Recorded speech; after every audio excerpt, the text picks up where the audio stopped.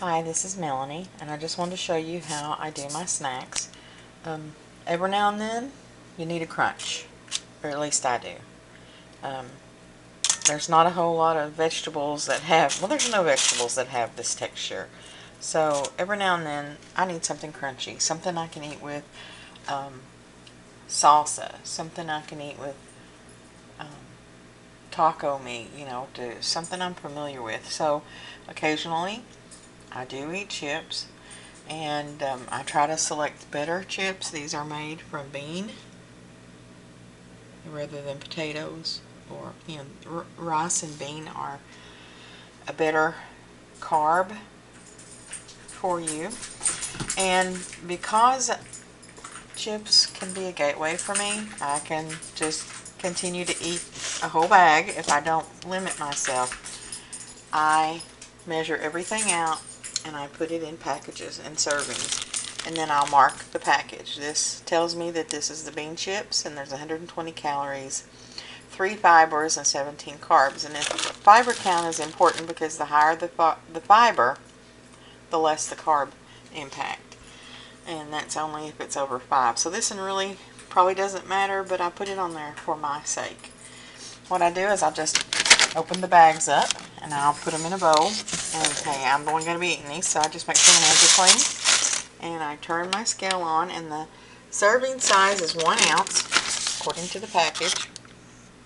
And so I've got my scale set, and I just throw a handful in, and there we have 1 ounce.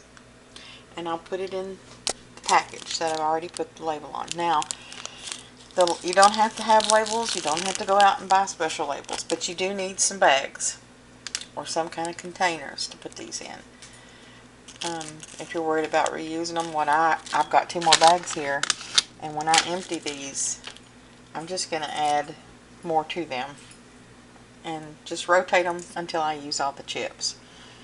But bags are cheap enough. I don't know, they're what, about $1 or $2 for a box of 50.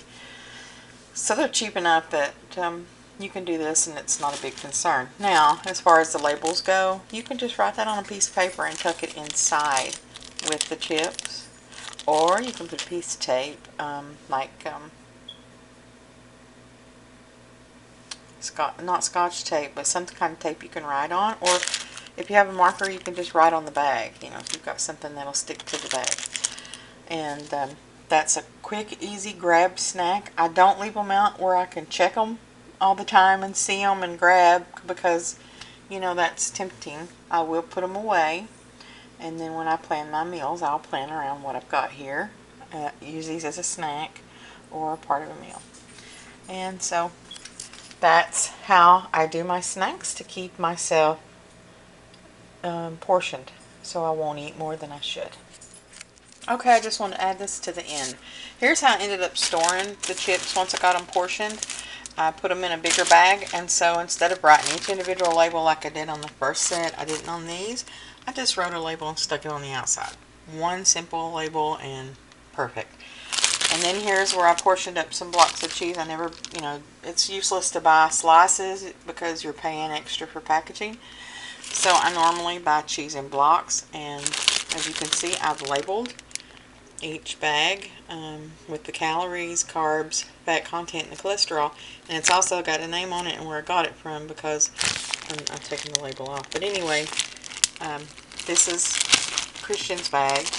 This one is another one of Christian's. It's the Aldi cheese, and it's how many calories. And if you'll notice, as I was bagging these up, the Kroger is 90 calories compared to Aldi's 100 calories for the same cheese. It's pepper jack, and there's 20 cholesterol in the Kroger and 6 fat, and in Aldi's there's 8 fat with 30 cholesterol. So from here on out, even though it's a little bit higher, I will be buying the Kroger brand because it is healthier, or opt for smaller portions, one or the other.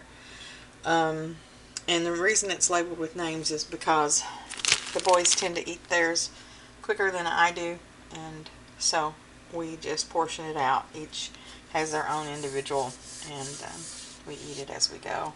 That way Mine lasts a little longer. But just wanted to finish up with the portions. On to the